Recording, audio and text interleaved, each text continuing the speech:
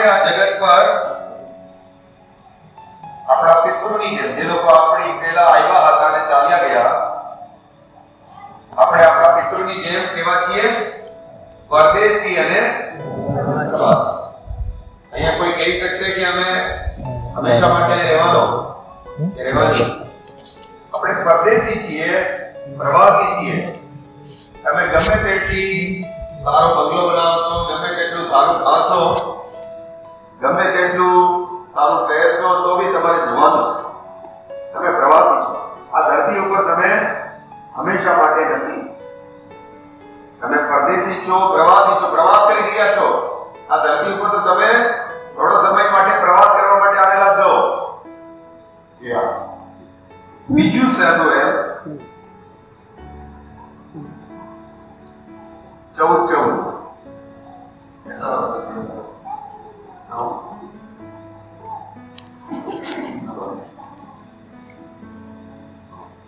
આપણે બધાએ મરવું એ નક્કી છે. આપણે બધાએ મરવું એ નક્કી એ નક્કી છે. આપણે મરવાના છીએ બધા લોકો. હા. ને જમીન પર ઢળેલું પાણી ફરી એકઠું થઈ શકતું નથી. હા. એના જેવા આપણે પણ છીએ. હા. જે પાણી ઢોળાઈ ગયું જમીન ઉપર, સ્વર્ગમાં ભેગું કરી શકશો? એવી જ રીતે આપણે લોકો છીએ. એકવાર મરી ગયા, પાછા તમે જોવા નહીં મળે. તમારા જે પણ કાકા કે દાદા કે દાદી કે મામી જે આ દુનિયા છોડીને ગયા છે, એની જીવા તમને ક્યારેય જોવા મળવાના. અને દેવ કોઈનો જીવ લેતો નથી. હા, બસ. પછી આપણે જઈએ ભજન સંહિતા 103 ગીત શાસ્ત્ર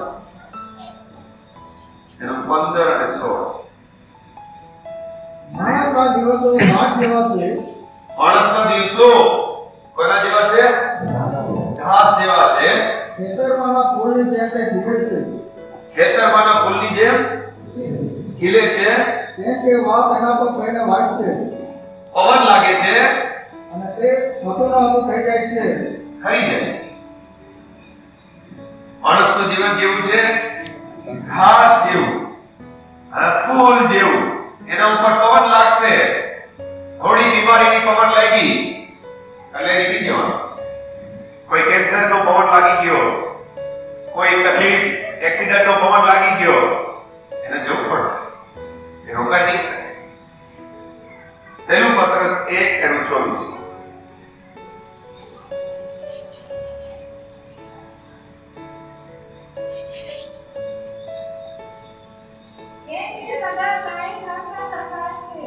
સગળા પ્રાણી જેટલા પણ આ ધરતી ઉપર પેદા થયા છે, કોના સરખા છે? અત્યારે ચોમાસું છે એટલે ઘણી બધી ઘાસ જોવા મળે છે. પણ હમણાં થોડો સમય આવશે, તડકો પડવાનું ચાલુ થશે અને પછી ઘાસ નહીં જોવા મળે, બધું સુકાઈ જવાનું. આપણે બધા ઘાસ જેવા છીએ.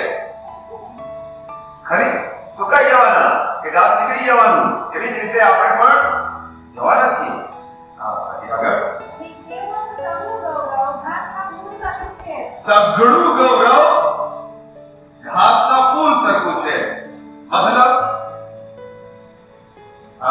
સાહેબ છે ગામી સાહેબ, એક સમયે વર્દી લગાડીને ગૌરવમાં જીવતા હતા. હવે ધીરે ધીરે ફૂલ સુરત થઈ રહ્યું છે, મુરઝાઈ રહ્યું છે. જે પણ ગૌરવ છે તમારી પાસે, આ ગામનો જે સૌથી પૈસાવાળા હશે કે આ સુરતનો જે સૌથી મોટો પૈસાવાળો હશે, એ બધાનું ગૌરવ છે એની પાસે. સારો બંગલો છે, ઘણું બધું ભણેલા છે, ગૌરવ છે એની પાસે. પણ એ બધું ગૌરવ ફૂલ જેવું. મતલબ ગમે તેટલું સારું ફૂલ છે, ગમે તેટલી સારી સુગંધ એમાં આવે છે, પણ એ કેટલા દિવસ, ફૂલ કેટલા દિવસ તમે સાચવીને રાખી શકશો? સારું ગૌરવ છે, ફૂલ બહુ સારું સુંદર દેખાય, સારી સુગંધ આવે, પણ 2 દિવસ, 3 દિવસ, 5 દિવસ પછી એ ફૂલ સુકી જવાનું, ઘરમાં જવાનું, એ ફૂલ જતું રહેવાનું. આપણું જીવન આ ધરતી ઉપર આવું છે ઢોળાયેલા પાણી જેવું. આપણે પરદેશી છીએ, પ્રવાસી છીએ, આપણે જવાનું છે. આ ધરતી ઉપર કોઈ જે આવ્યા અને ગયા એ પાછા તમને જોવા નહીં મળશે. એટલે ઈસુ મસીહે એક વાત કીધી, આવું જીવન છે આપણું, આપણે પ્રવાસી છીએ. તમારી પાસે ગમે તેટલું ગૌરવ, તમે ગમે તેટલા સુંદર હશો, તમે પીએચડી કરેલા હશો, તમારી પાસે ગમે તેટલી સંપત્તિ હશે, તમારું ગૌરવ થોડા સમયનું છે. એ જે કંઈ પણ તમારું ગૌરવ છે એ થોડા સમયનું છે. એટલા માટે ઈસુએ કીધું, યોહાનની કિતાબ 6:27,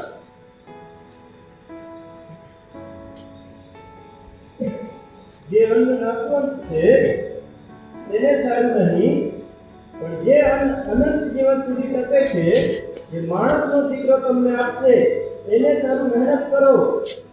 મહેનત ઈસુનું કહેવાનું છે. મહેનત તમે નાશવાન વસ્તુ માટે નહીં કરો, કેમ કે તમે તો પ્રવાસી છો, તમે તો છોડીને જવાના. જે નાશવાન વસ્તુઓ છે એના માટે તમે મહેનત નહીં કરો, પણ તમે મહેનત કોના માટે કરો? અનંત જીવન માટે કરો. અનંત કાળના જીવન માટે તમે મહેનત કરો. હવે તો વાત એ થઈ ગઈ કે આ અનંત જીવન મળે કેવી રીતે? ઈસુએ કીધું કે નાશવાન વસ્તુઓ માટે મહેનત નહીં કરો. જેને સમજાય છે ભાઈ આપણે બધું જ છોડીને જવાના છીએ, મારી પાસે બંગલો છે, મને છોડવો જ પડશે, મેં કેટલું બધું ઘરેણું સોનું રાખેલું છે, મેં ગમે તેટલું કરવું તો છોડવું જ પડશે. તો ત્યાં મેં જ્યાં જવાનો છું ત્યાં મને અનંતકાળનું જીવન મળે એટલા માટે તમારે મહેનત કરવાની છે. અહીંયા જે નાશવાન વસ્તુઓ છે એના માટે તમારે મહેનત નથી કરવાની, કેમ કે એ તમે ગમે તેટલી મહેનત કરશો. તમે જરા વિચાર કરો, એક માણસ તેની પૂરી શક્તિ લગાડે, 24 કલાક મહેનત કરે, કાંઈક પૈસા કમાવા માટે, કાંઈક મોટું નામ કમાવા માટે, કાંઈક મોટો માણસ બનવા માટે, અને જ્યારે એને મૃત્યુ આવે બધું જ હાથમાં જાય. હમણાં મુંબઈમાં અમુક વર્ષ પહેલા અમે કેન્સરની હોસ્પિટલમાં જતા પ્રાર્થના કરવા માટે, તો ત્યાં એક નેપાળની એક છોકરી આવેલી, MBBS ભણવાનું એ ભણતી હતી, ડોક્ટર. બીજું વર્ષ હજી તો એનું સમાપ્ત નહોતું થયું, એને બ્લડનું કેન્સર આવ્યું. એટલી સારી દેખાવડી છોકરી, એણે સપના જોયેલા હશે કે મેં ડોક્ટર બનીશ, મારે મારા જે મિત્ર, એમની જે સહેલીઓ છે એમાં એનું નામ થઈ જશે કે મેં ડોક્ટર બની ગઈ, એવા મોટા બધા સપના જોયેલા હશે. અને શું થઈ ગયું? કેન્સર આવી ગયું, મરવા પડેલી છે. પ્રવાસી છીએ, બધું ગૌરવ ફૂલ જેવું છે, કરમાઈ જવાનું છે. એટલા માટે ઈસુ કહે છે આ ધરતી માટે મહેનત નહીં કરો, નાશવાન વસ્તુઓ માટે મહેનત નહીં કરો, અમરતા પ્રાપ્ત કરવા માટે મહેનત કરો, અનંત કાળના જીવનને પ્રાપ્ત કરવા માટે મહેનત. એના માટે મહેનત કરવી પડશે. એ આસાનીથી મળવાનું નથી. અનંત કાળનું જીવન પણ તમને આસાનીથી મળવાનું નથી. હું અત્યારે તમને એક ખુશખબરી લઈને આવેલો છું. તમને અનંત કાળનું જીવન કેવી રીતે મળી શકશે એના માટે જ મેં આવેલો છું. અહીંયા કોઈ છે બેસેલા જેને બુદ્ધિ છે, કેમ કે વધારે પડતા લોકોની બુદ્ધિ ચાલતી નથી, એને આ બધું આ સંસારની વસ્તુઓ પકડવી છે. પણ જેને ખરેખર બુદ્ધિ ચાલે છે, અને આપણે ભાઈ આ તો બધું પ્રવાસી છીએ, આ બધું તો છોડીને જવાના, અમને ત્યાં જોઈએ છીએ કાંઈ, અમને ઈસુ સાથે રહેવું છે, અમને અનંતકાળનું જીવન પ્રાપ્ત કરવું છે, એના માટે મેં સંદેશ લઈને આવ્યો છું. તો આ મળે કેવું? હવે એ જોઈએ. મત્તી 19 અને 16 અને 17. અને જુઓ, કોઈ એકે તેની પાસે આવીને કહ્યું કે ઉપદેશક, સર્વકાળનું જીવન પામવા સારું હું શું સારું કરું? એક વ્યક્તિ આવ્યો ઈસુ પાસે. એને આ ધરતી ઉપર કઈ નથી જોતું. વધારે પડતા લોકો ઈસુ પાસે આ ધરતી ઉપરની ચીજો લેવા માટે આવ્યા હતા જ્યારે ઈસુ આ ધરતી પર હતા. અમારા આંધળા છીએ, અમને આંખો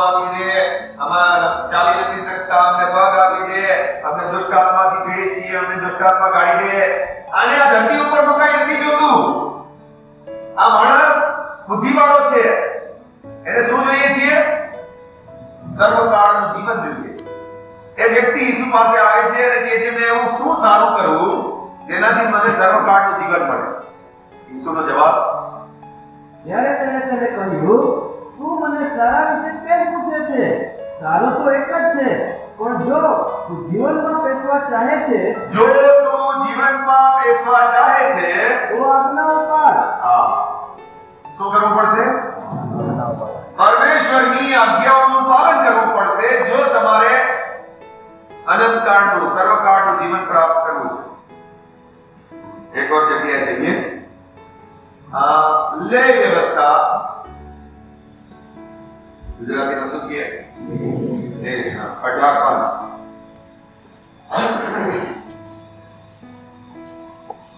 માટે તમારે મારા વિધિઓ તથા હુકમો પાળવા, વિધિઓ અને હુકમો પાળવા. કેમ કે હા, જો કોઈ મનુષ્ય તેમને પાળે જો કોઈ મનુષ્ય એને પાળે તો તેઓ વડે જીવન પામે. તેઓ વડે આજ્ઞા પાલન કરવાથી એ લોકો જીવન પ્રાપ્ત કરશે. હું યહોવા છું.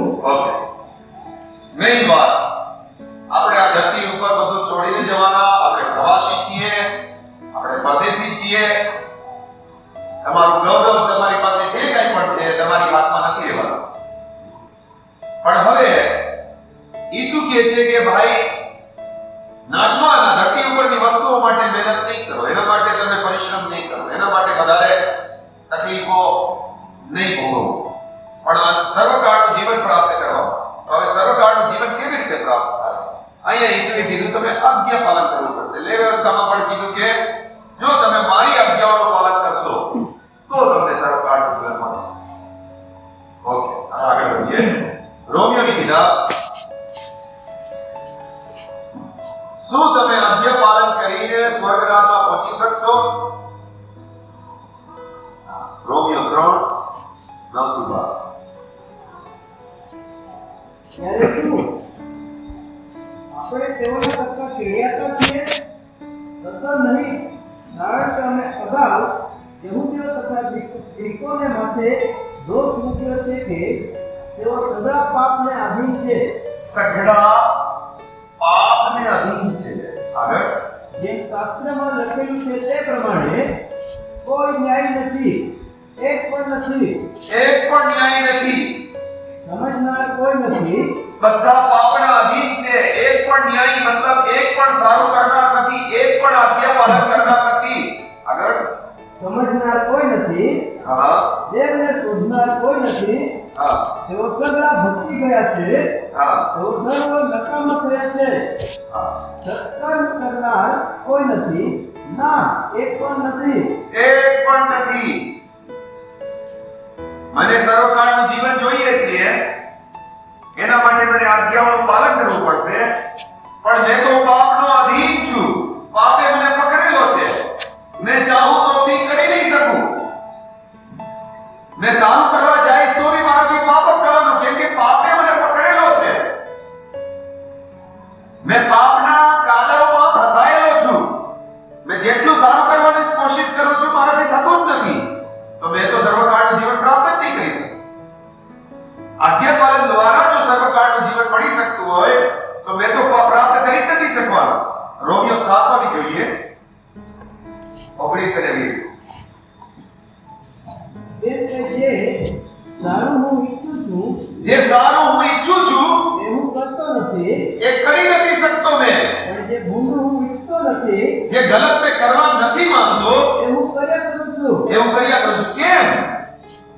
કેમ કે પાપ મારા અંદર વાસ કરે છે અને એ પાપ મારા દ્વારા ગલત કરાવે છે. મને આજ્ઞા પાલન કરવું છે પણ મારાથી આજ્ઞા પાલન થતું નથી. મને દેવની વિધિઓ પ્રમાણે ચાલવું છે પણ મેં ચાલી નથી શકતો. જેટલી મેં કોશિશ કરવા જાઉં મારી અંદરનું પાપ મને ગલત રસ્તા ઉપર લઈ જાય. હવે મેં તો કેવી રીતે પાલન, કેવી રીતે મેં સર્વકાળનું જીવન પ્રાપ્ત કરવા?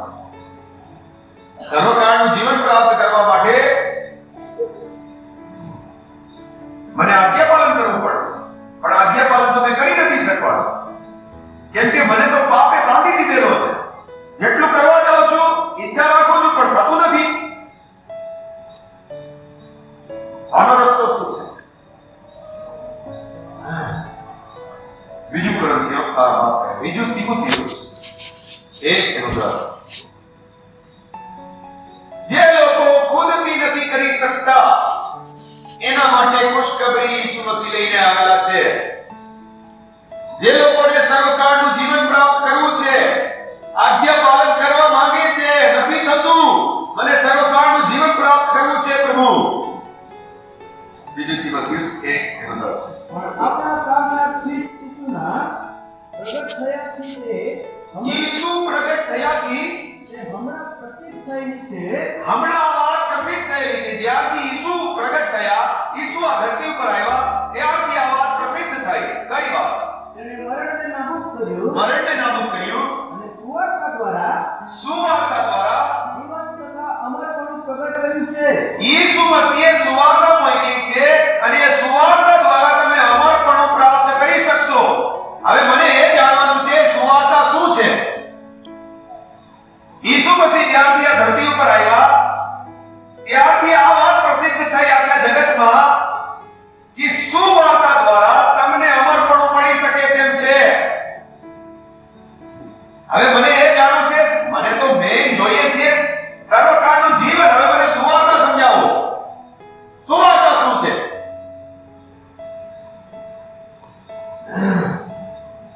હવે આપણે સુવાર્તાને જાણીએ. પહેલું પત્રસ 2:24.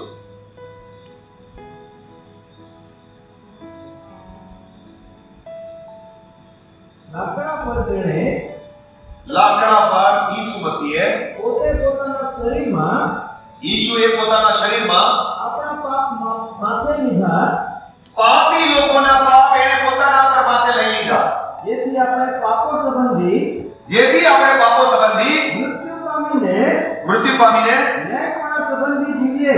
ન્યાયપણા સંબંધી જીવીએ. ઈસુએ તમારા પાપને પોતા ઉપર લઈ લીધા અને તમને મળનારી સજા એને પોતા ઉપર લઈ લીધી. આ સુવાર્તા શું છે તમે કહેવા માંગો? પછી કોલોસીઓ 2:14.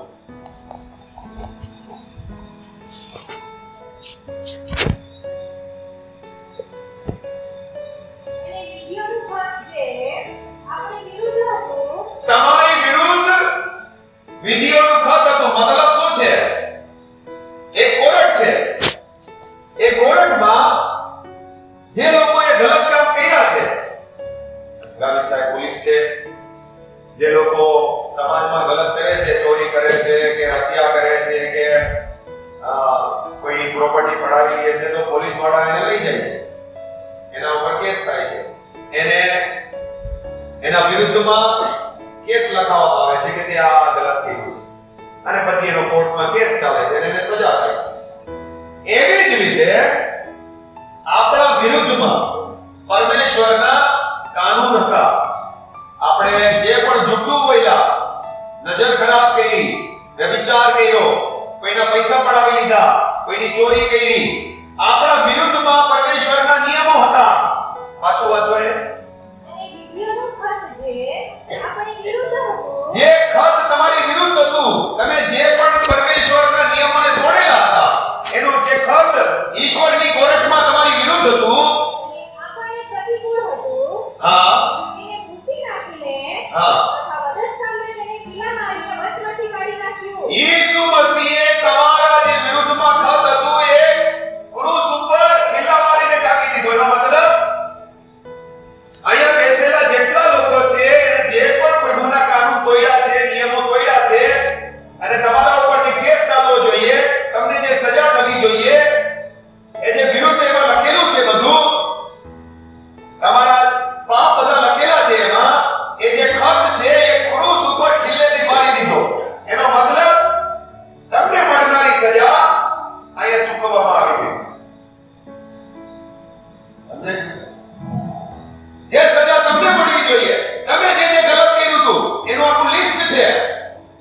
એ લિસ્ટ ખીલા મારીને ધ્વજ સ્તંભ ઉપર, ઈસુના વધ સ્તંભ ઉપર મારી દેવામાં આવ્યું. પહેલું તીમોથેયુસ 1:15.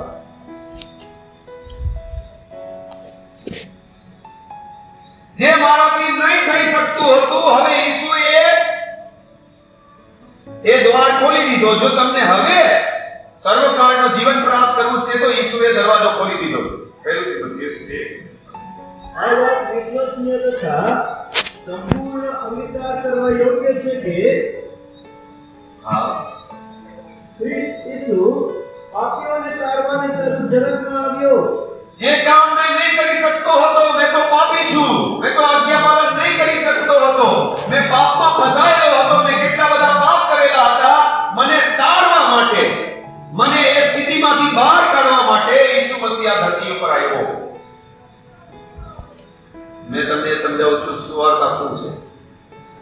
ઈસુ વગર તમે કોઈ પણ રીતે સર્વકાળનું જીવન પ્રાપ્ત કરી નહીં શકો. કેમ કે સર્વકાળનું જીવન પ્રાપ્ત કરવા માટે શું કરવાનું હતું? આજ્ઞાપાલન. ઈશ્વરની બધી જ આજ્ઞાઓનું પાલન કરવાનું છે. તમે પાલન કરી નહીં શકો કેમ કે તમને તો પાપે પકડેલું છે. તમે ચાહો છો કરવા તો બી તમારાથી ગલત થઈ રહ્યું છે. તમે નથી ચાહતા જૂઠ બોલવું પણ નીકળી જાય છે. તમે નથી ચાહતા તમારી આંખોથી દ્વારા પાપ કરવું પણ એ થઈ જાય છે. તમે નથી ચાહતા કે મેં ગુસ્સો કરું, થઈ જાય છે. મારાથી કેટલા બધા પાપ થઈ ગયા છે તો મેં તો સ્વર્ગમાં જઈ નહીં શકું. પણ ઈસુ સુવાર્તા લઈને આવ્યો. સુવાર્તા એ શું છે? તને મળનારી સજા મેં લઈ લીધી છે. જે તારાથી નહીં થઈ શકતું હતું એ મેં કરી દેખાડ્યું છે. હવે તારે શું કરવાનું છે? હવે વાત એ છે મને કરવાનું શું? મને સર્વકાળનું જીવન પ્રાપ્ત કરવા માટે મને કરવાનું શું છે? લુકા 24:47.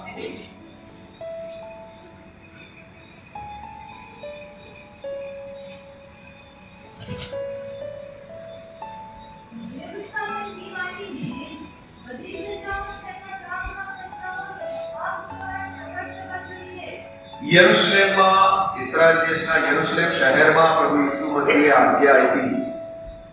આ યરુશલેમથી માંડીને સર્વ પ્રજામાં, બધી જ જાતિઓમાં જાઓ અને એક જ પ્રચાર કરો.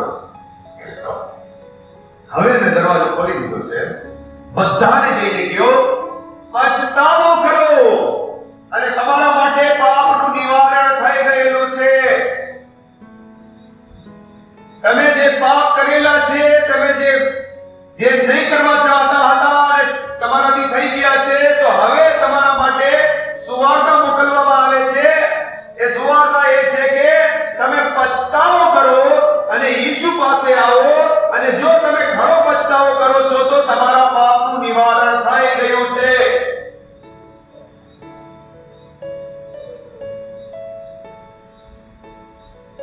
પણ તકલીફની વાત એ છે કે ઘણા ઈસુને માનનારા લોકો ઈસુને તો માને છે, પછતાવો નથી.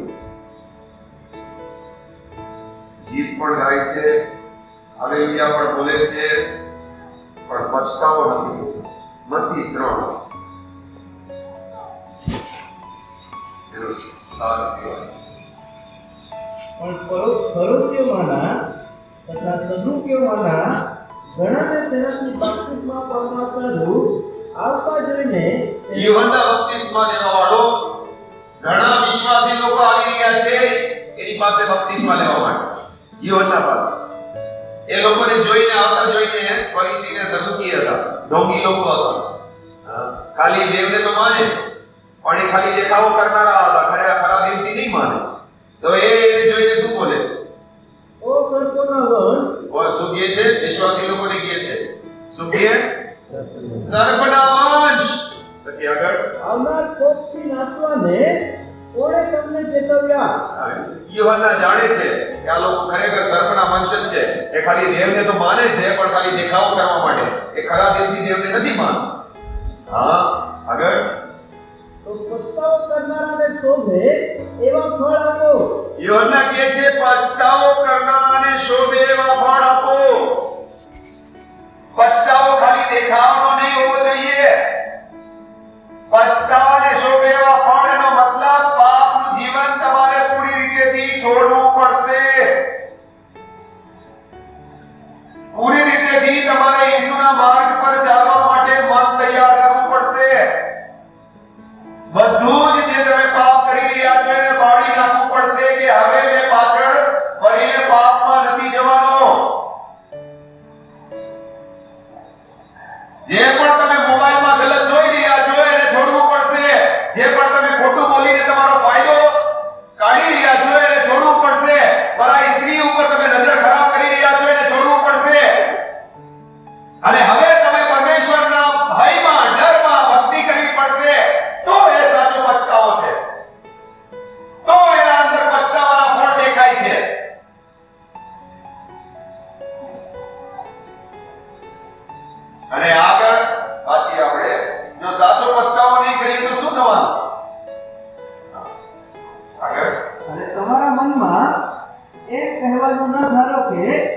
ઇબ્રાહીમ અમારો બાપ છે એવું નહીં વિચારતા, એવું ઘમંડ નહીં કરતા કે તમે વિશ્વાસી છો, તમે અબ્રાહમના સંતાન છો તો તમને દેવ સ્વર્ગમાં લઈ લેશે.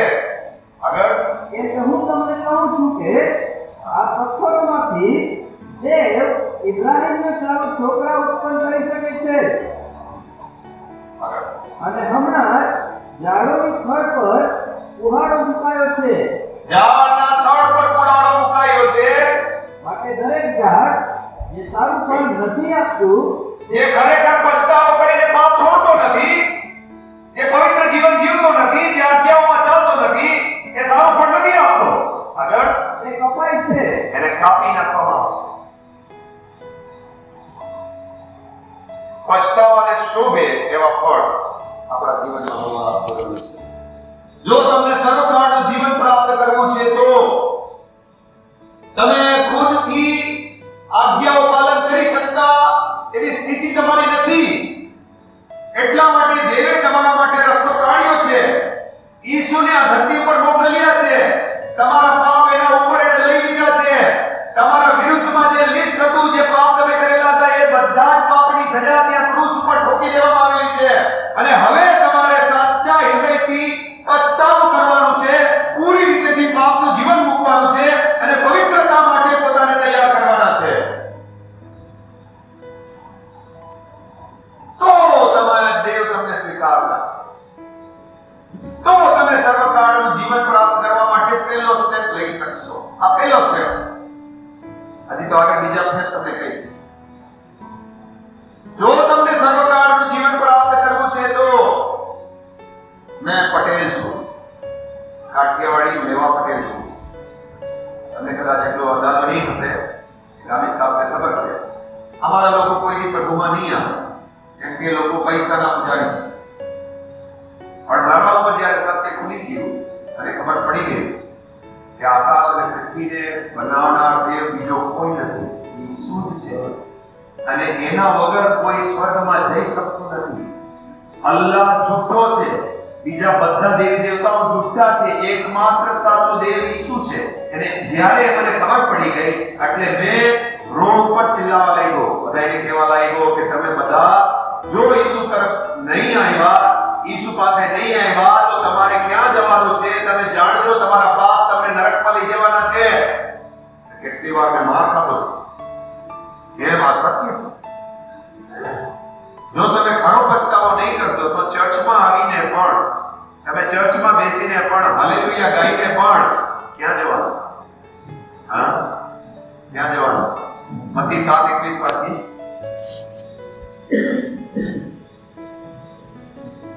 જો મને પ્રભુ પ્રભુ કહે છે એવો સર્વ આકાશના રાજ્યમાં બેસે એમ નહીં. બધા જ મને પ્રભુ બોલનારા, ઈસુને પ્રભુ બોલનારા બધા જ સ્વર્ગ રાજમાં જશે એમ નહીં. આગળ કોણ જશે? જો મારા આકાશમાં બાપની ઈચ્છા પ્રમાણે કરે છે તેઓ જ બેસશે. જે પિતાની ઈચ્છા પ્રમાણે ચાલે છે, જે ખરેખર પછતાવો કરે છે. પેલી ઈચ્છા તો એની એ જ છે કે તમે ખરો પછતાવો કરો, આ પાપનું જીવન મૂકો. અંદર જે તમારા અંદર પાપ, તમે અંદર જે પડે છે અંદર પાપ, એને દૂર કરો. નથી જોતું મને પાપનું જીવન, આ મને નરકમાં લઈ જશે. પહેલો સ્ટેપ તમારો એ છે સર્વકાળના જીવન તરફ. પહેલો સ્ટેપ તમારો એ છે કે તમે પાપને પૂરી રીતે તેની સાથે જે દોસ્તી કરેલી છે, ખોટું બોલવા માટે, ગલત નજર કરવા માટે, નફરત કરવા માટે, કેટલા લોકો સાથે તમે હજી ગુસ્સામાં હશો, નફરત કરતા હશો. નહીં ચાલે દેવની પાસે. તમારે પૂરું નમ્ર થઈને એની પાસે આવવું પડશે તો જ એ તમને સ્વીકાર કરશે.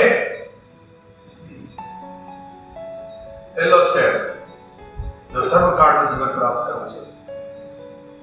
પહેલા તો ઇમ્પોસિબલ હતું, હવે પોસિબલ છે. જો તમે દેવ કહેશે એવા પગલા લેશો તો તમારા માટે પોસિબલ છે. પહેલો, સાચો પછતાવો હોવો જોઈએ. તમને ખબર છે આખો ઇઝરાયલ દેશ એ યહોવા દેવને માનનારો દેશ હતો. તમે લોકોએ ઈસુને માનવા માટે કોઈ તકલીફ નથી ભોગવેલી, લેકિન એ લોકો એટલી તકલીફો ભોગવતા દેવને માનવા માટે. ઇઝરાયલી લોકો 8 દિવસનો છોકરો થાય એટલે એના ખતના કરવાનો, એના બધા જેના તહેવાર હોય એ બધા પાળવાના. શનિવારના દિવસેનો સબત હોય, એ સબતના દિવસે એ લોકો દુકાન બી નહીં ખોલે અને માર્કેટમાં કંઈ વેચાય બી નહીં, એ લોકો જમવાનું બી નહીં બનાવી શકે, આવું પાલન કરતા હતા. અને છતાં પણ ઈસુએ કીધું તમે લોકો નરકમાં જવાના. સમજો છો શું કહેવા માંગુ છું? કેમ? ખરા દિલથી નથી ચાલતા, ખાલી દેખાવો કરીને ઉપરથી દેવને માને છે. આવા અમુક નિયમો પાલન કરી લીધા હતા એ લોકોએ, સબત પાલન કરે ને પ્રાર્થના કરે ને હાલેલુયા ગાઈને બધું કરતા. એ લોકોના આરાધના લઈને આવી રીતે મોટા મોટા એમાં જતા પ્રાર્થના કરતા બધું જ ચાલતું હતું. ઈસુએ કીધું તમે શૈતાનના દીકરાઓ છો, પસ્તાવો કરીને ચાલતા નથી. તમે બહારથી તો સ્ત્રીની સાથે વિચાર નથી કરતા, લેકિન તમારા મનમાં તમે સ્ત્રીઓ માટે તમે પાપ રાખેલું છે મનમાં, અને તમે નરકમાં જવાના.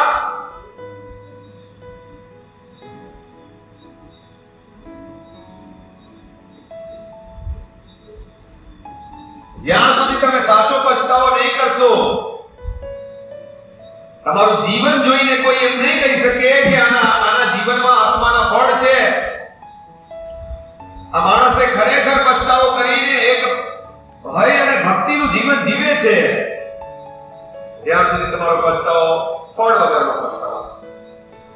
પહેલો સ્ટેપ, જો તમને સર્વકાળનું જીવન, પહેલા તો દરવાજો જ બંધ હતો. સર્વકાળનું જીવન પ્રાપ્ત કરવા માટે દરવાજો બંધ હતો. હવે દરવાજો ખુલી ગયો છે અને હવે કોઈને એ દરવાજામાંથી જવું છે તો પહેલો સ્ટેપ શું કરવું પડશે? પછતાવો, અને સાચો પછતાવો. ખાલી આંસુ નીકળ્યા એમ નહીં ચાલશે, ફળ જોવા પડશે તમારા જીવનમાં. એ પવિત્રતા જોવી પડશે, એ પાપથી તમારે દૂર રહેવું પડશે, એવી જગ્યાઓ પર જવાનું બંધ કરવું પડશે, એવા ચિત્ર તમારે ટીવીમાં જોવાના બંધ કરવા પડશે, મોબાઈલમાં જોવાના બંધ કરવા પડશે. ત્યારે કોઈ કહી શકશે કે આના અંદર પવિત્રતાનું ફળ છે. ભાઈ,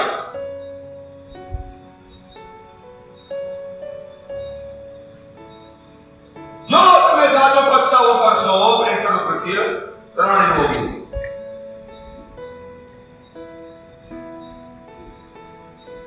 માટે તમે પછતાવો કરો ને ફરો, જેથી તમારા પાપ ભૂંસી નાખવામાં આવે. જ્યારે તમે પછતાવો કરશો ત્યારે ભૂસાવાના છે પાપ. ખરેખર તમે હૃદયથી દેવને પુકાર્યો છે, મેં પાપી છું પ્રભુ, તું મારા પાપ જોઈ રહ્યો છે ને એક દિવસ મારો ન્યાય થશે, મને બચાવી લે. મેં પછતાવો કર્યો, મેં હવે પાપમાં નહીં જવાનો. તો ભૂસાશે. ત્યાં સુધી તો એમને જ રહેવાના તમારા પાપ. તમે પ્રાર્થનામાં ગમે તેટલા આવો, મોટા મોટા પાસ્ટરના હાથ રખાવીને પ્રાર્થના કરાવો, કોઈ ફાયદો નહીં. મુંબઈમાં એક ભાઈ છે, પૈસાવાળો છે, બધાને બોલાવે ને પ્રાર્થના કરાવે. મારા ઘરમાં આવો, આવી બધી તકલીફો છે, સારા સારા પાસ્ટરને બોલાવીને પ્રાર્થના કરાવે. મારા બારમાંથી સાંભળ્યું એને, તો મને ફોન કરીને કે તમે મારી ઘરે આવશો, મારા માટે પ્રાર્થના કરશો. મેં કીધું મેં જોઈશ, એ બાજુથી નીકળીશ ત્યારે પ્રાર્થના કરીશ, આવીશ. મને ખબર છે આ કઠોર માણસ, મેં સ્પેશિયલી શા માટે જવા કઠોર માણસ માટે. પછી એકવાર નીકળવાનું હતું એ બાજુથી, 1-2 મહિના પછી અમે ગયો. મેં કીધું ભાઈ મેં આવું છું, અહીંથી નીકળવાનું, મેં તારી પાસે આવવાનું. તો એ આવ્યો, બહુ બધું નમસ્કાર વગેરે કરવા લાગ્યો, મને ઘરે લઈ ગયો. અમારી બહુ બધી તકલીફ ચાલે છે, આ ચાલે છે, તે ચાલે છે. વિશ્વાસી છે, એક સારી એવી મંડળીમાં બી જાય છે. એટલે મેં એને સીધું જ કીધું, તો એવો વિચારતો નહીં કે મારા પ્રાર્થના કરવાથી તારું બધું સારું થઈ જશે. તો વિચાર નહીં, મારી પાસે કોઈ શક્તિ નથી. જો તું પરમેશ્વરની સામે નમ્ર થાઈશ અને જે છોડવાનું છે છોડીશ, તો પરમેશ્વર જ તારી પ્રાર્થના સાંભળશે. આ વચન મેં તને આપું છું. જો તું પરમેશ્વરની સામે નમ્ર થાઈશ, જે વસ્તુઓ છોડવાની છે છોડીશ, તો તારા જીવનમાં કાંઈ થશે નહીં. તો તું પાસ્ટરોને બોલાવતો રહેજે, તારા જીવનમાં કાંઈ થવાનું નથી. કોઈ એવો પાસ્ટર નથી, ના સ્વયં યેશુ મસીહ તારા ઉપર હાથ રાખીને તારા દુઃખો દૂર કરશે. અને જે વસ્તુ છોડવાની છે છોડવી જ પડશે. અને પાપની સાથે બી દુશ્મની કરવી પડશે, એની દોસ્તી છોડવી પડશે.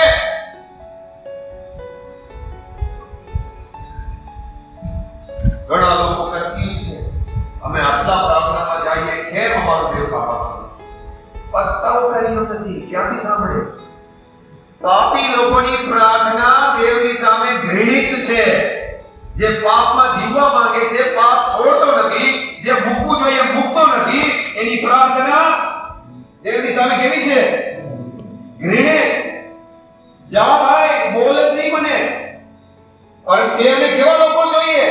જેના વચન સાંભળીને કાંપે છે, ડરે છે અને પછતાવો કરે છે. એવાની સામે ઈસુએ દેવે કીધું મેં નજર રાખવાનું. એવા લોકોની મેં પ્રાર્થના સાંભળવા, જે મારા વચન સાંભળીને ડર લાગે છે અને તરત પછતાવો કરે છે. પણ ઘણા લોકો કે ગમે તેટલા વચન પ્રચાર કરો, તમે બોલો ભાઈ, અમે સાંભળતા રહેશું, અમે કોઈથી શીખવાના નથી અને સાચો પછતાવો ક્યારે બી કરવાના નથી. સર્વકાળનું જીવન પ્રાપ્ત નહીં કરીશું. પ્રભુ પ્રભુ કરનારા બધા જ સ્વર્ગરાજમાં બેસશે એમ નહીં, પણ જે સ્વર્ગીય પિતાની ઈચ્છા પર ચાલશે તે જ લોકો બેસી શકશે.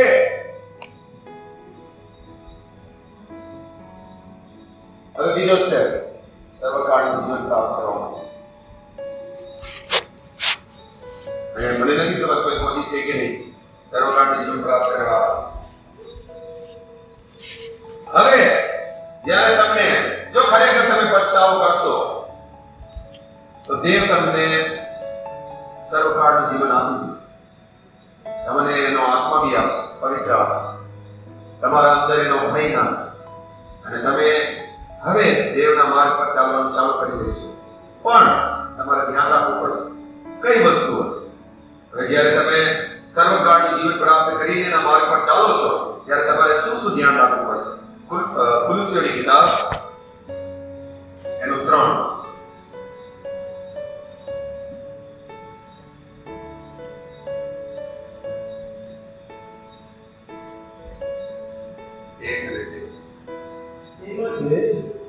જો તમે ખ્રિસ્તની સાથે ઉઠાડવામાં આવ્યા હોય તો જ્યાં ખ્રિસ્ત દેવને જમણે હાથે બેઠેલો છે ત્યાંની એટલે ઉપરની વાતો શોધો.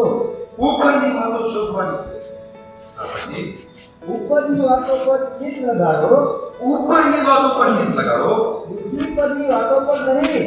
હવે તમારું ચિત્ત, હવે તમારું મન ક્યાં નથી લગાડવાનું છે? કેમ કે એક તો તમને ખબર પડી ગઈ મેં તો પ્રવાસી છું. હવે મને નાશવાન વસ્તુઓ માટે મહેનત નથી કરવાની.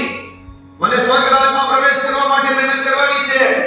હવે મને આ પૃથ્વીની વસ્તુઓ ઉપર મન નથી લગાડવાનું. મને ઉપરની વસ્તુઓ ઉપર જ્યાંથી મસીહ આવવાનો છે, મને લઈ જવાનો છે, તમારું મન ત્યાં લગાડવાનું છે. પહેલું યોહાન 2:15-16.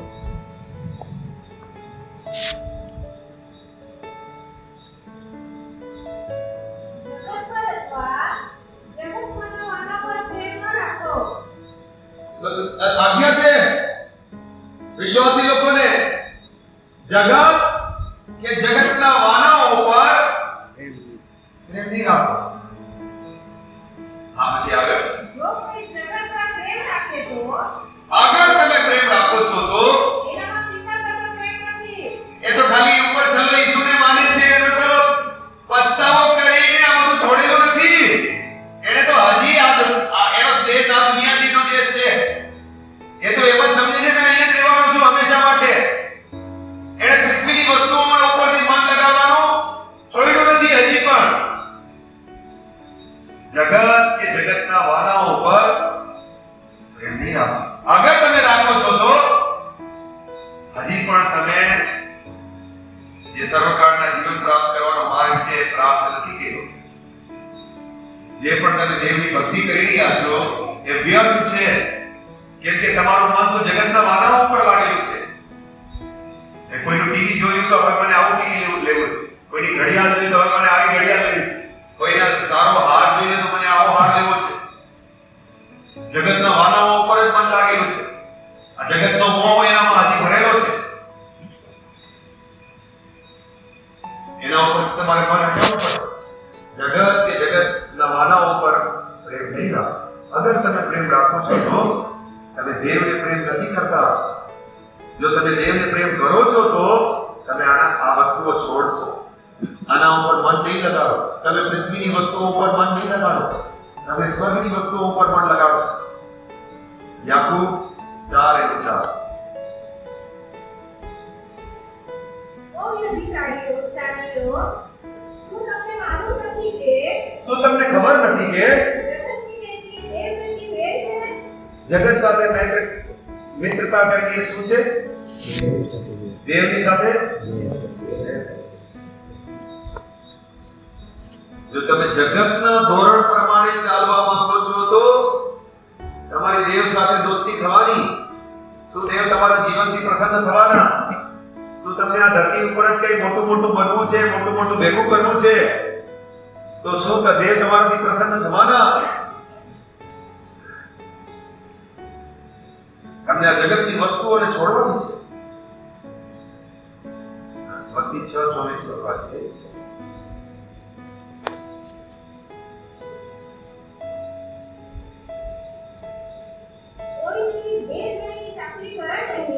ઈસુ કહે છે બે ધણી બે માલિકની સેવા ચાકરી તમે નહીં કરી શકો. આગળ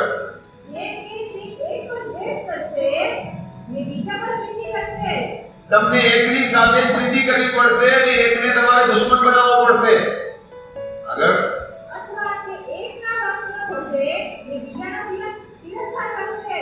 એકનો તિરસ્કાર કરીને એકના જ પક્ષનું થવું પડશે. એકને પ્રેમ કરો, એકના જ પક્ષના થાવ, બીજાને દુશ્મન બનાવો, બીજાનો તિરસ્કાર કરો. હવે દેવ કહે છે એવા બે માલિક છે તમારી સામે. એ બે માલિક કોણ છે? આગળ દેવની અને દ્રવ્યની. દ્રવ્ય એટલે પૈસા. તમારી સામે બે માલિક છે. મોટા ભાગના વિશ્વાસી લોકો કહે છે અમને બે માલિક જોઈએ છે, બેઓ અમને સારા લાગે છે, અમને કોઈથી દુશ્મની નથી રાખવી. પણ ઈસુ કહે છે તમે બેઓની પ્રેમ તમારાથી નહીં થાય. એકને તમારે દુશ્મની કરવી પડશે, એકની સાથે તમારે પ્રેમ રાખવો પડશે. એકનો તમને તિરસ્કાર કરવાનો છે. તિરસ્કાર કરવાનો છે દેવના રાજ્ય માટે પ્રવેશ કરવા માટે. આ રૂકાવટ છે.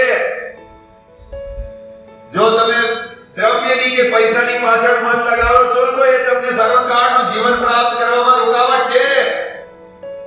ક્યાં લખેલું છે? પહેલું તિમોથી 6.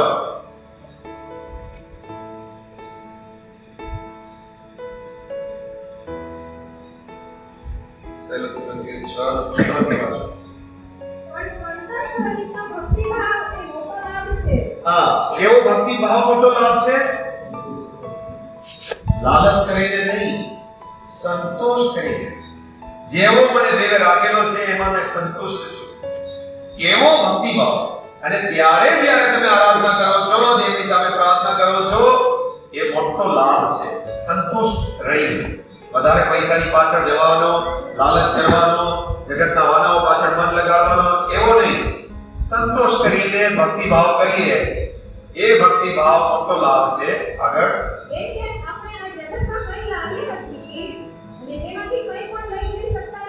તમારી પાસે જે કંઈ પણ છે કાંઈ નહીં લઈ જઈ શકો.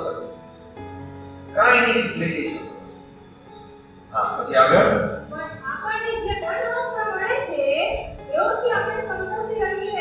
કેટલી વસ્તુમાં સંતોષી રહેવાનું છે? આનંદ અને વસ્ત્ર. પ્રભુએ આજ મારું પેટ ભરી દીધું, પ્રભુ તમારો આભાર. મને કપડા આપી દીધા, પ્રભુ તમારો આભાર. આટલી વસ્તુમાં સંતોષ રહેવાનું કહે છે. આગળ જેવો ધનવાન થવાની ઈચ્છા રાખે છે, ઈસુએ કીધું બે ધણીની સેવા નહીં થાય. તમને જો આ ઈચ્છા રાખી છે, આ ધણી બી મને જોઈએ છીએ. આગળ પરીક્ષણમાં આદામાં તથા ઘણી મૂર્ખ તથા નાશ તરફ પૂછવામાં પડે છે કે હા, જો માણસની વિનાશના તથા અધોગતિમાં ડૂબાવે છે. જે લોકો ના પાડી છે કે તને દેવની સેવા નહીં થશે તો બી એને એની સેવા કરવી છે. બે તારા પ્રાર્થનામાં બી આવવાનો અને આની પાછળ બી જવાનો, પૈસાની લાલચ બી કરવાનો. એવા લોકો વિનાશમાં પડશે. સર્વકાળનું જીવન પ્રાપ્ત કરવું આસાન નથી. સર્વકાળનું જીવન પ્રાપ્ત કરવું રસ્તો ખુલી ગયો છે, પણ હવે એની શરતો છે. એ પ્રમાણે તમે ચાલશો, એ પ્રમાણે તમારા જીવનને તમે બનાવીને રાખશો તો તમે સ્વર્ગ રાજમાં પ્રવેશ કરી શકશો. પૈસો તમારો દુશ્મન છે, સૌથી મોટો દુશ્મન છે. તમને સંતુષ્ટ રહેવાનું છે. જેટલું જેટલું તમને દેવ આપે છે એમાં સંતોષ રહેવાનો છે અને તમારે ઇંતજાર કરવાનો છે. જ્યારે દેવ વાદળ ઉપર આવે ત્યારે ઈસુએ કીધું બે લોકો સુતા હશે, જેનો માલિક એકનો માલિક પૈસા હતો ને એકનો માલિક સાથે ખરેખર દેવ હતો. જ્યારે દેવ આવ્યો, ઈસુ મસીહ આવ્યો, એવો ગયા કેટલા ગયા? એક કેમ પડ્યો રહ્યો? એ સપનામાં પૈસા જ વિચારતો હતો, એને પૈસાના જ સપના આવતા હતા. પડ્યો રહ્યો ત્યાંથી. વધારે પૈસા જોઈએ. પાસ્ટરો બી એવા ગોતશે જે પૈસાના ભવિષ્યવાણી કરે. અમને પૈસાની ભવિષ્યવાણી કરો, મેં બહાર જવો જોઈએ, અમેરિકા જવો જોઈએ, એવી ભવિષ્યવાણી કરે એવા પાસ્ટરને બોલાવો. આવા પાસ્ટરને નહીં બોલાવો, બધું છોડવાનું કીએ. પણ તારણ જેમને જોઈએ તો મેં તમને સાચો રસ્તો બતાવું છું. જે ખરેખર સર્વકાળનું જીવન તમે કેવી રીતે પ્રાપ્ત કરી શકશો એ રસ્તો તમને બતાવું. સર્વકાળનું જીવન બધા પ્રાપ્ત નથી કરવાના. 10 કુંવારી ઈસુએ કીધું 5 કેવી છે? મૂર્ખ છે અને 5 બુદ્ધિમાન છે. 10 ઘરેથી નીકળી અને 10 શું વિચારેલું? વરરાજાની સાથે 10 જવાની હે ને? એ 5 થોડીને વિચારેલું હતું કે અમને છૂટી જશું. એ 10 વિચારેલું હતું કે અમે બધા જવાના. પણ ખામી શું હતી? તૈયારી નહીં. કે 5 પછતાવો કરીને જીવે કેવી તેવી નહીં હતી. એ 5 પૈસા છોડેલી કુંવારી નહીં હતી. એ 5 દેવની આજ્ઞાઓમાં ચાલવાની નહીં હતી. તૈયાર નથી. ઈસુ વાદળો ઉપર આવે ને તરત જ જવાની એવી રીતે તૈયાર નથી. એ આપણે માનીએ છીએ ને, ગીતો ગાઈએ છીએ ને, જન જોરથી વગાડીએ બી છીએ ને, આપણે જવાના.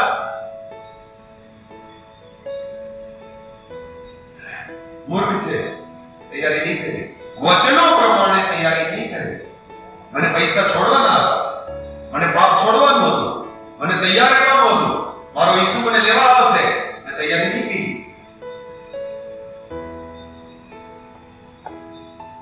તમને સાચું કહું ને, જે રીતે મને વચન ખબર છે અને જે રીતે મેં વિશ્વાસી લોકોને જોઈ રહ્યો છું, એકા દુક્કા જવાના સ્વર્ગાથી કે કોઈ તૈયાર નથી. મોટા ભાગના વિશ્વાસીઓ મૂર્ખ કુંવારી છે. સંસાર ઉપર મન લાગેલું છે. દેવના માટે જીવવા માટે એ લોકો તૈયાર નથી. દેવને પ્રસન્ન કરવાનું કોઈ મન નથી. દેવ તમારા ગીતોથી પ્રસન્ન નથી થતો. જૂના કરારમાં લખેલું છે, તમારા આ મ્યુઝિક અને તમારા ગીતો મારાથી દૂર રાખો, મને આનાથી કોઈ આનંદ નથી પડતો. મને આજ્ઞા પાલન જોઈએ છીએ. તમે મારા ભયમાં ચાલો એ જોઈએ છીએ. ત્યાર પછી તમે ગીત ગાશો તો એને પ્રસન્ન થશે. તમારા ખાલી ગીતોથી, આજ્ઞા પાલન વગરના ગીતોથી એ પ્રસન્ન નહીં થાય. તમારા મ્યુઝિકથી એ પ્રસન્ન નહીં થાય. ડરીને ચાલે છે, પાપથી બચીને ચાલે છે. પાપથી બચવા ઉપવાસ કરે છે, પ્રાર્થના કરે છે, મને પવિત્ર રહેવાનું છે. ઈસુ પવિત્ર કુંવારીને લેવા આવે છે. પવિત્ર કુંવારી એની દુલ્હનને લેવા આવે છે, જેણે પોતાને સજાવીને તૈયાર કરી છે. પાપથી પોતાને દૂર રાખીને, આજ્ઞા પાલન કરીને પોતાને તૈયાર કરેલી છે. એવી એક દુલ્હનને લેવા આવે છે. અને જે લોકો તૈયાર નથી એ નથી જવાના. મેં કદાચ આજે પહેલી વાર ને છેલ્લી વાર આવવાનું મને નથી ખબર કે મારા જેવાને બીજી વાર નથી બોલાવતા. એ સારું બોલે તો બોલાવી. પણ જો ખરેખર તમે દેવને માટે જીવવા માંગો છો, તમને આ સમજાય છે, આ ધરતી ઉપર તમે ક્યારે બી પડી જાય, તમને ખબર નથી. આજ રાત્રે આમાં કોઈ કદાચ મરવાનું છે તો મેં બી મરવાનો છું તો મને નથી ખબર. આમાંથી કોણ ક્યારે જીવવાના નથી ખબર. તૈયાર છો કે નહીં? સો આજે રાત્રે દેવ આવશે, ઈસુ મસીહ આવશે. કહી શકશો કે આજે મેં પ્રભુના રાજમાં જવાનું?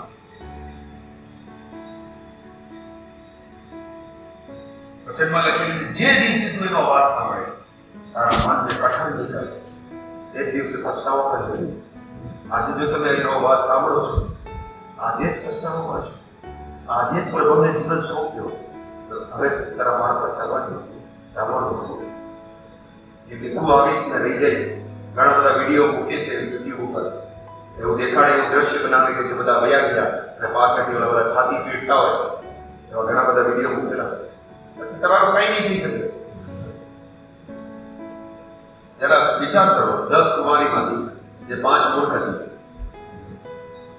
એ બહાર ઊભી છે, દરવાજો બંધ થઈ ગયો છે અને એ લોકો ખટખટાવે છે, ખોલો ખોલો ખોલો ખોલો. કોઈ પણ કારણસર એ દરવાજો ખોલવામાં આવશે?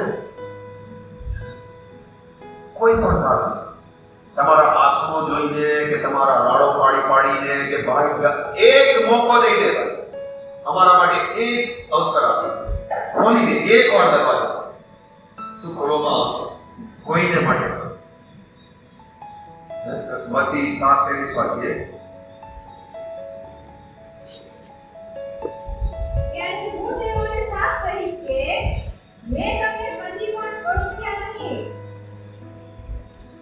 મેં કદી પણ તમને ઓળખ્યા નહીં. ઈસુ કહે છે, વિશ્વાસી લોકોને કહે છે, મેં તમને ક્યારે પણ ઓળખતો નહીં હતો. આગળ, તો મોટું કરનારાઓ, તમે મારી પાસેથી દૂર જાઓ. તમે મોટું કરનારાઓ છો, તમે તો પછતાવો કરીને કોઈ દી પાપ છોડ્યા નહીં હતા. મારાથી દૂર જાઓ.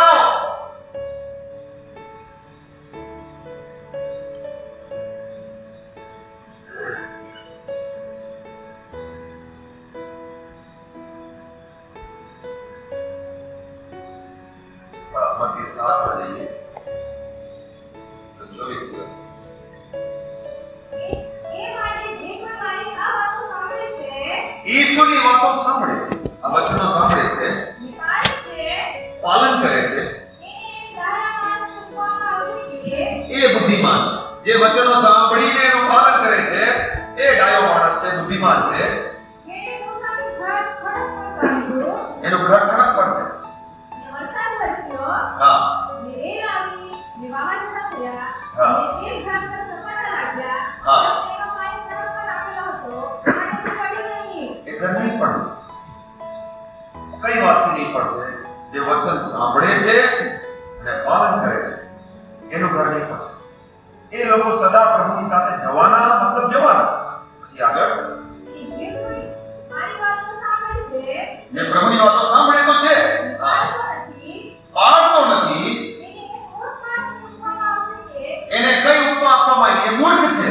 જેણે પોતાનું ઘર રેતી પર બાંધ્યું, રેતી ઉપર ઘર બનાવેલું છે. અને વરસાદ વરસ્યો, હા, રેલ આવીને વાવાઝોડા થયા, હા, અને તે ઘર પર સપાટા લાગ્યા, ને તે પડી ગયું. ઘર પડી ગયું. શું તમારું ઘર થશે? તમારે વિચાર કરવા, તમારું ઘર થશે. શું તમે પ્રભુ ઈસુના વચનો આજે જે કીધાયેલા છે એ સાંભળીને તમે એનું પાળનાર બનશો? શું તમે ખરો પછતાવો કરનાર બનશો? શું તમે ધનની સેવા નહીં કરશો? જો અને તમને જેવું જીવન પ્રભુ આપે છે, જેવી રીતે તમને રહેવા માટે જીવન આપે છે, ખાલી જમવાનું ને કપડાં મળી જાય, પ્રભુ અમે સંતુષ્ટ છીએ, એવી ભક્તિ અમને જોઈએ.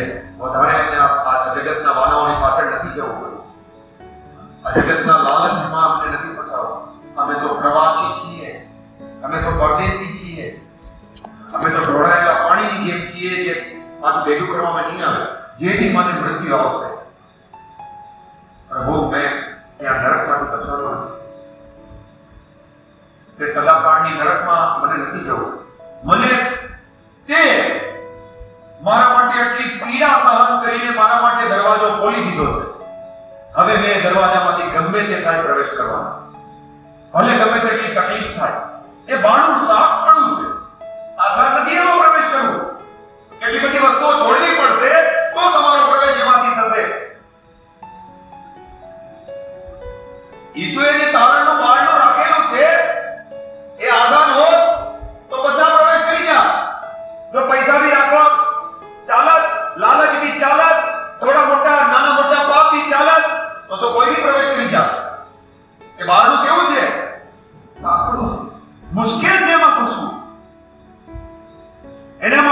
વિચારવું પડશે કઈ વસ્તુઓ મને છોડવાની છે ભાઈ, નહીં તો મેં નહીં ઘૂસી શકું. લુકા 13 માં જોઈએ.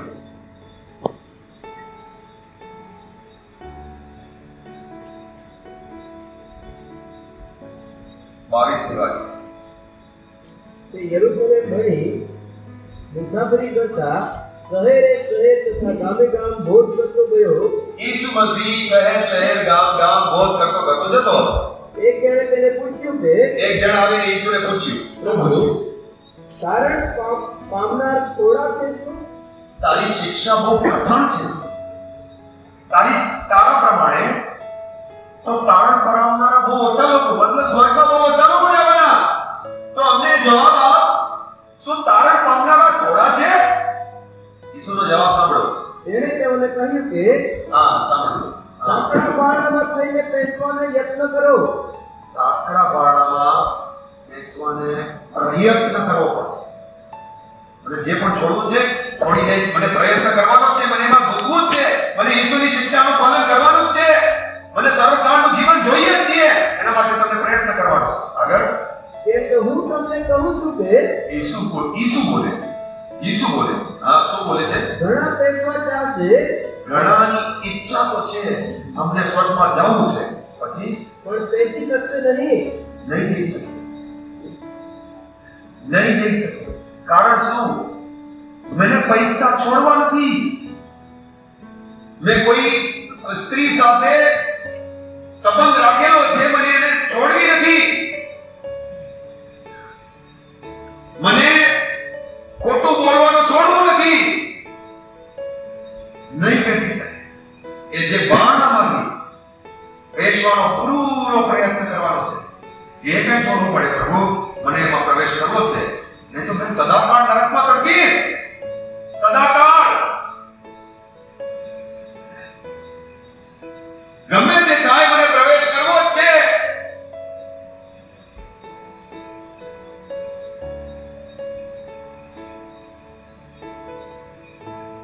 સર્વકાળનું જીવન પ્રાપ્ત કરવાનો દરવાજો ખુલી ગયેલો છે. આગળ કોઈને જોઈએ તો મુકેશ અંબાણી અત્યારે આપણા ભારતમાં બહુ પૈસાવાળા માણસ છે. મેં મુકેશ અંબાણી પાસે જાઓ અને પૂછ્યું, મુકેશભાઈ તમારી પાસે, અમારા ગામના જ છે ત્યાં જુનાગઢની આગળ ચોરવાડના, અને પૂછ્યું મુકેશભાઈ તમારી પાસે કઈ વાતની કમી છે, ખામી કઈ છે? એ કહે છે મને કોઈ ખામી, જે જોઈએ મારી પાસે છે. મારા દીકરાના મેં લગ્ન એવા કરેલા છે કે આખી દુનિયામાંથી લોકોને બોલાવ્યા. અત્યાર સુધી મને નથી લાગતું ભારતમાં આવા કોઈ લગ્ન થયા એવા લગ્ન થયા મુકેશ અંબાણી. હવે એને પૂછ્યું કે તમારી પાસે એવી કઈ વસ્તુની કમી છે જે તમારી પાસે નથી? બધું જ છે મારી પાસે. અને મેં એને કહી શકું, કદાચ મને મોકો મળે. મુકેશભાઈ તમને જોઈએ તો એક અનંતકાળનું જીવન પણ છે. તો તમને જોઈએ દેવના દીકરા ઈસુ ખ્રિસ્ત આ ધરતી ઉપર આ અનંતકાળનું જીવન લઈને આવેલા છે ને, દરવાજો ખુલ્યો છે. જો તમને પ્રવેશ કરવું હોય દરવાજો ખુલ્યો છે.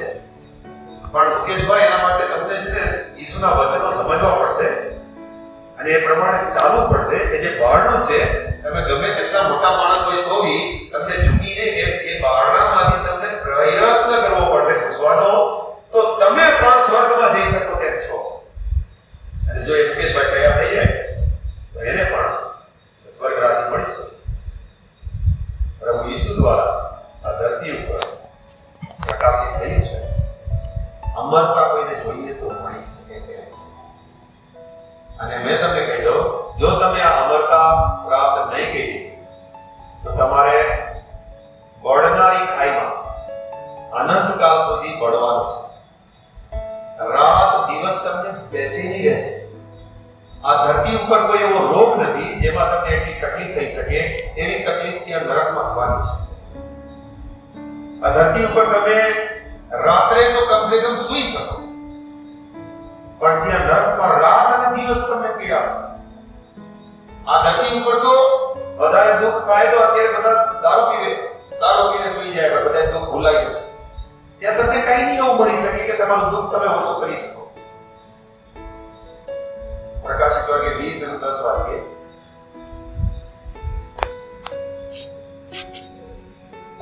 અને તેઓને ભગાવનાર શેતાનને તે અગ્નિ તથા ગંધકની ખાઈમાં જ્યાં સ્વાપર તથા જૂઠો પ્રબોધક છે ત્યાં નાખી દેવામાં આવ્યો. ત્યાં તેઓ રાત દાડો સદા સર્વકાળ વેદના ભોગવશે. સદા સર્વકાળ વેદના ભોગવશે. સદા સર્વકાળ. તમે ત્યાં મરવાના નથી. આ ધરતી ઉપર તો તમે 80 કે 90 વર્ષ જીવવાના અને પછી જવાના. અને જ્યાં જવાના છો એ જગ્યા યા તો સ્વર્ગ છે ને યા તો નર્ક છે. અને ત્યાંથી તમે ક્યારેય પણ નહીં નીકળી શકો.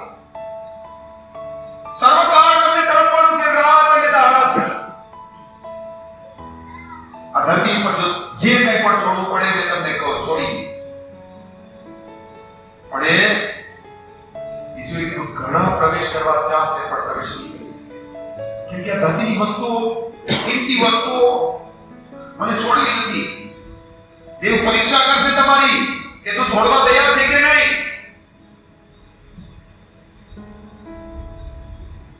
મત્તી 13:44.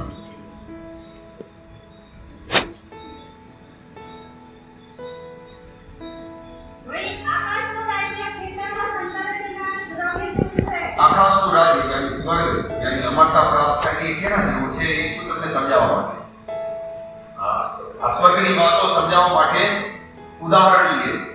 એક ખેતરમાં છુપાયેલા દ્રવ્ય જેવું છે. હવે એને સમજો. આગળ કે જે એક એક માણસને માણસને જડ્યો જડી ગયું, દ્રવ્ય જડી ગયું. મતલબ એ કોઈના ખેતરમાંથી જતા એને જોયું એ કઈ છે અને ખોલીને જોયું તો ત્યાં પેટી હતી અને પેટીમાં સોનાના સિક્કા હતા. તો એને તરત જ બધું બંધ કરી દીધું કે મને કોઈ જોઈ જશે તો ખેતરનો માલિક કહેશે મારું છે. તો એને જડી ગયું. પછી એને શું કર્યું? એને છાનું રાખ્યું. કોઈને કીધું નહીં, છુપાવી દીધું. તેના વર્ષને લીધે બહુ આનંદ થઈ ગયો એને. મને ખજાનો મળી ગયો. આનંદ થઈ ગયો એને. પછી તેને પોતાનું સર્વસ્વ વેચી નાખીને બધું જ વેચી નાખ્યું એને. એની પાસે દુકાન હતી, ગાડી હતી, 4-વ્હીલર, 2-વ્હીલર બધું જ વેચી નાખ્યું અને ખેતરના માલિક પાસે ગયો. મને આ ખેતર જોઈએ છે. ખેતરના માલિક કે મને નથી વેચવું. ભલે તમારી કિંમત કેટલી ચાલે? ભલે 10 લાખ ચાલે. બોલો કે મેં 20 લાખ આપું. પેલો કે મેં નહીં વેચવાનો. બોલો આ ભાઈ કે છે ભાઈ જો મારી પાસે ગાડી, બંગલા બધું હતું મેં બધું જ વેચી નાખું અને મારી પાસે 1 કરોડ રૂપિયા છે. આ 1 કરોડ રૂપિયા રાખો મને ખેતર આપી દો. પેલો ભાઈ કે આ મૂર્ખ છે. 1 કરોડ રૂપિયા આપે 10 લાખ ના, ચાલ લઈ લે. પણ પેલા ભાઈને ખબર નથી કે એની અંદર 100 કરોડનો ખજાનો છુપાયેલો છે. એટલે એને 1 કરોડ આપી દીધા એ ખેતર. આકાશમાંનું રાજ્ય, સર્વકાળનું જીવન પ્રાપ્ત કરવું આના જેવું છે.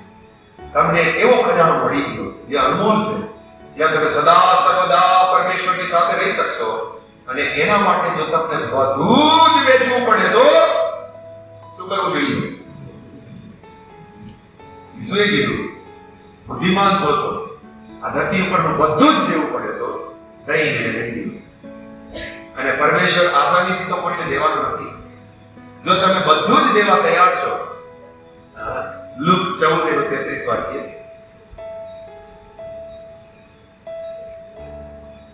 એ પ્રમાણે તમારામાંનો જે કોઈ પોતાની સર્વ વસ્તુઓનો ત્યાગ કરતો નથી સર્વ વસ્તુઓનો ત્યાગ કરતો નથી એ મારો શિષ્ય થઈ શકતો નથી.